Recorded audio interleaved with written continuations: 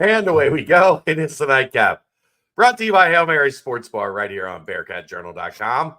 Go visit our friends at Hail Mary's. They are located in Cheviot on Harrison Avenue. They're in the Dora District.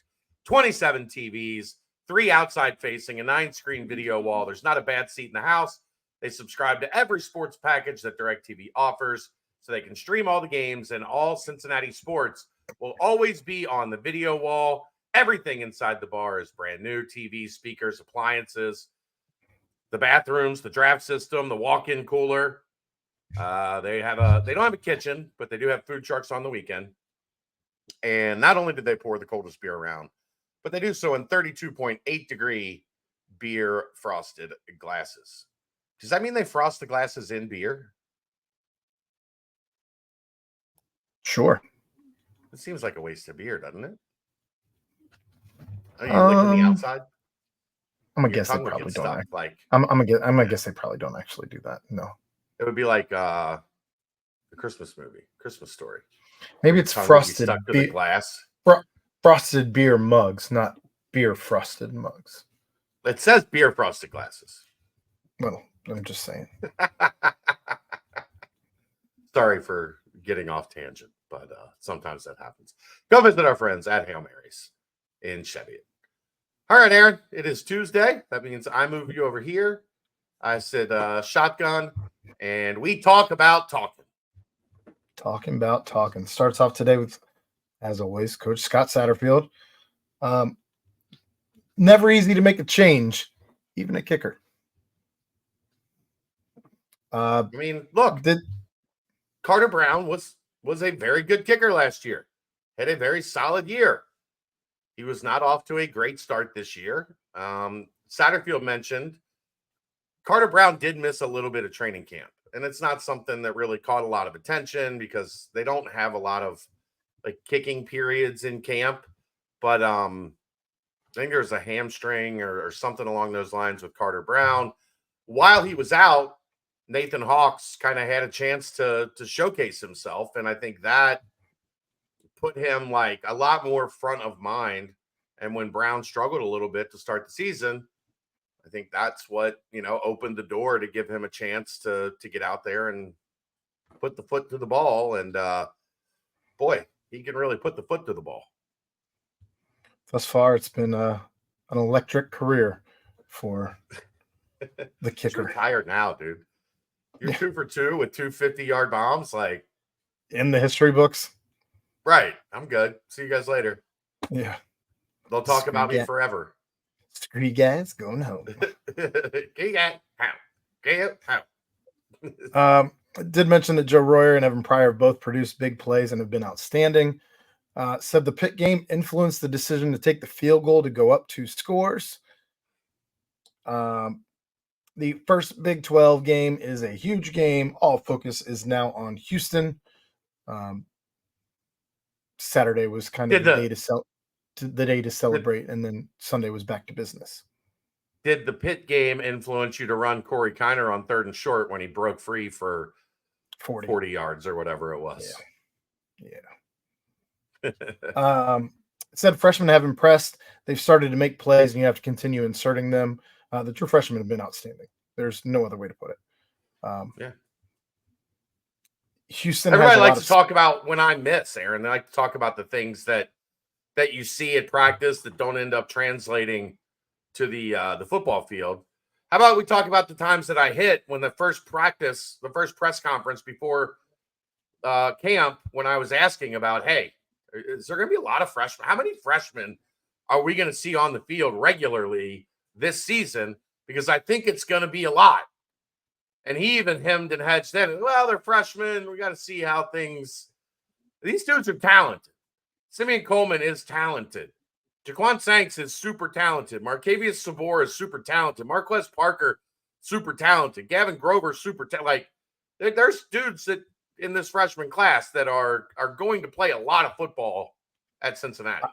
I think it's going to be fascinating to see who ends up getting actually redshirted versus who plays the whole season. I think the guys that have played, I think the guys that we have seen are going to play all season. I think you're probably right. I mean, truthfully, maybe Whedon like maybe you stagger him because he kind of plays the same position as Coleman. So maybe you try to stagger them a year, but Parker didn't play the first game either, so he's one game behind the other guys as well. So he's going to play like no. He's going like this. You're not.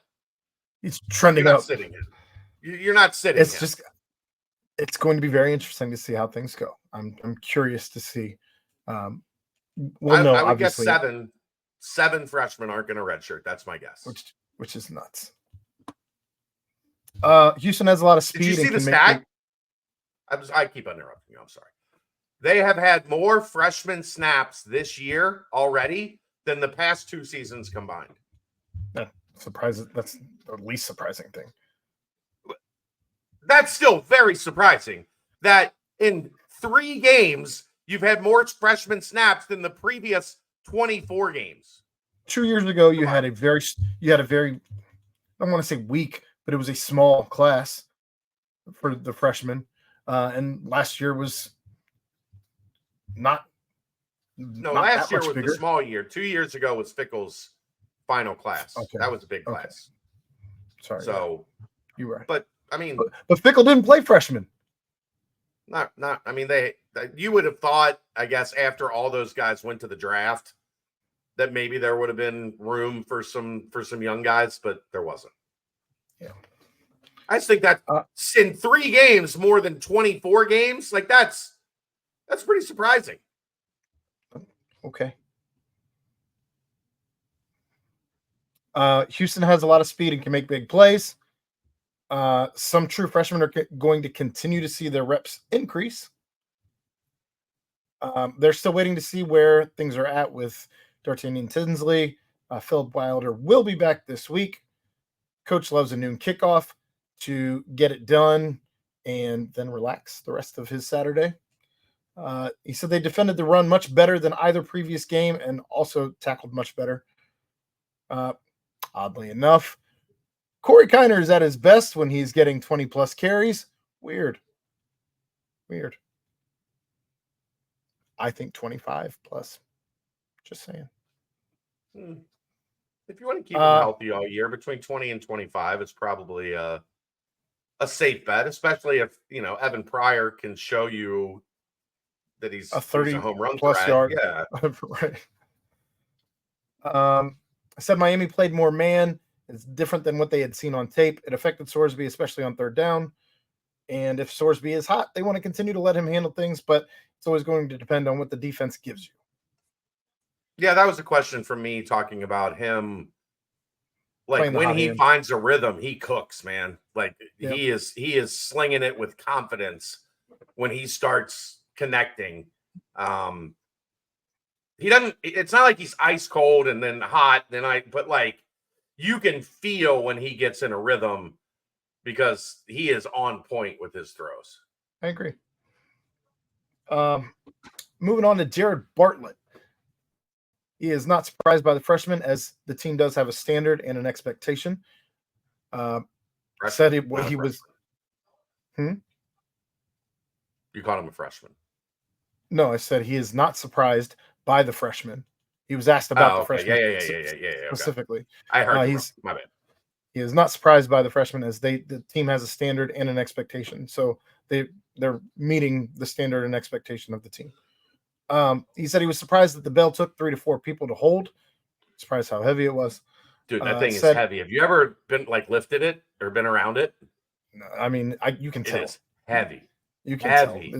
It's super thick. Yeah. There's no surprise there.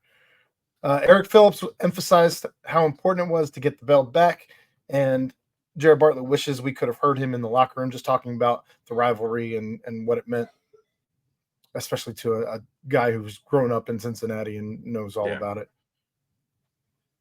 Said the defense emphasized getting more physical against Miami, and it paid off.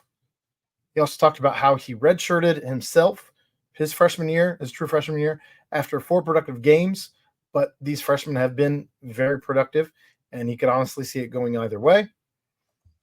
He didn't really want to give an answer to whether you should redshirt those freshmen or continue to play them. And momentum is going and should continue through conference play. Brendan Sorsby said there was miscommunication between QB1 and the wideouts, and that got better as the game went on. But early on, there was definitely some miscommunication. Said that Royer and Henderson both are outstanding, and you want to get the ball in their hands as often as you can. Loves giving the ball to Corey Kiner because he always makes the first guy miss, and he's equally excited to give the ball to Evan Pryor at this point, as he's shown what he can do when given space. He said after winning the bell back, you could tell how much it meant to win the rivalry game. Obviously, they had talked about it all summer and going into the season, but just you could tell how much it meant to the fans, how much it meant to the team, and I don't think he quite grasped how much it meant until they actually did win. Said it gives a lot of confidence knowing you have a kicker who has made 2 50-plus yard field goals, but it's not going to change how he approaches drives. Stays in the pocket a couple seconds longer because you have to just trust guys will get open and the line's going to protect. And he's been coached up that the best place to be is in the pocket. And then against Houston, he said it's, I guess, going to be a homecoming of sorts, as his parents and girlfriend are going to be in town and a buddy from high school, as they are playing a Texas team, but they're traveling here. We're not going to be in Houston. So, right.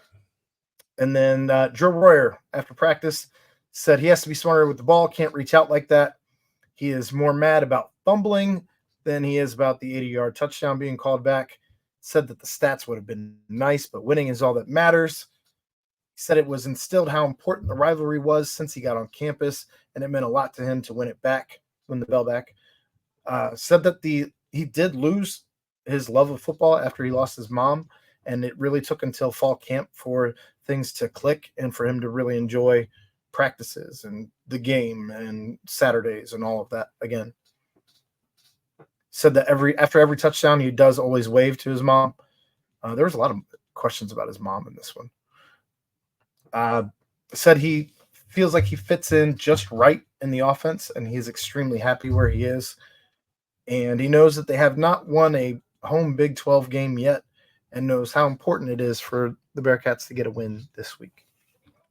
Yeah, you hope that's something that, like, once you break the seal, that they start pouring in, as opposed to, it's been a little bit of a challenge for this team to win home games the last 2 seasons, right? For whatever reason, a lot of close losses. So you hope kind of once they get that first one that it starts to pick up, but it's going to be like Houston's not. I think we learned UNLV is a lot better than we realized in week 1.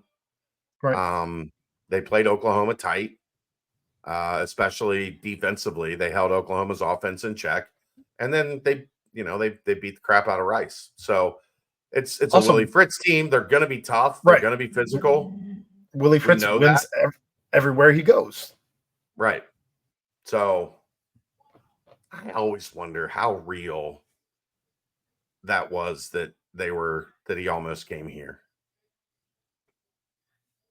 Just, I don't know. There was, I think I've talked about this before. There was somebody on his staff that contacted somebody on Fickell's old staff saying that they were coming to Cincinnati. Like, I think the night before or 2 nights before the Satterfield news broke. And then it just kind of died and went away. So I wonder how close that ever really was. And you're probably never going to get an answer, an honest answer to that. Hopefully that doesn't mean that this is a revenge game of sorts. I think if it was real, and like I think it would have come down to he wanted to play in the conference championship game and see if he could take his team to a New Year's Six bowl, and as such wasn't going to interview or wasn't going to really leave to come coach Cincinnati before that opportunity had presented or played out. So just an interesting side note leading up to the game, that it was out there in the universe that UC had thrown a bone towards Willie Fritz, but I don't know how real it was. One last thing I wanted to ask you about before we get out of here for tonight. It looks like Tennessee is considering tacking on a 10% tax to assist in paying the players to their talent tax. Yeah. What are your thoughts on that? I mean, you gotta get that money somehow, right? Well, one thing that we've talked about more like all the time is how it's really a handful of donors that are asked for everything. They're asked for the buildings, that are asked for the players. That's like UC. It's a little different in other places that have larger donor bases. Tennessee has a massive donor base. Yeah, I mean, when you're worried about we're going to replace the field goal and we're going to outsource that to GoFundMe because the field goal post got torn down and thrown in the river. I'm curious to see how that is received by the general public. I don't think it's necessarily the worst thing. I mean, you see that UCATS gets theirs. There is a mandatory donation when you get season tickets. This is just the next step of bringing NIL in house. Is okay. Then we're gonna make you fund it to get your tickets. Somebody mentioned it on the boards. You know what I think would be fascinating? Line itemizing all costs for the tickets. $5 for this, $3 goes here, $7 goes here. Like, let's see it.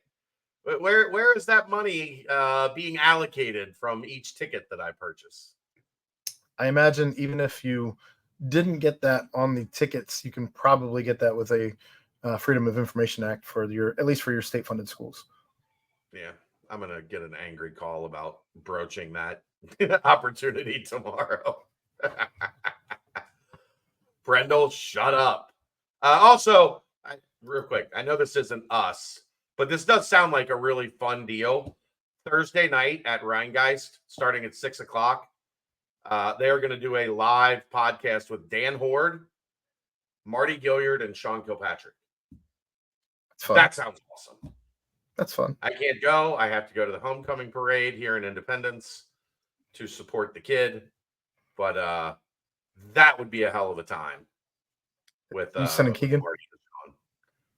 I mentioned it to him. I don't know if he's going to be able to make it. He had a prior engagement, but said he might be able to switch it around. But we'll see. That should be a great deal of fun, though. So go to Rheingeist, drink some Cincy Light, and watch Dan Horde talk to Marty and SK. That would be a blast. Pretty cool. Yep. All right. That's going to wrap it up. That's a nightcap. Brought to you by Hail Mary Sports Bar, right here on BearcatJournal.com. See ya.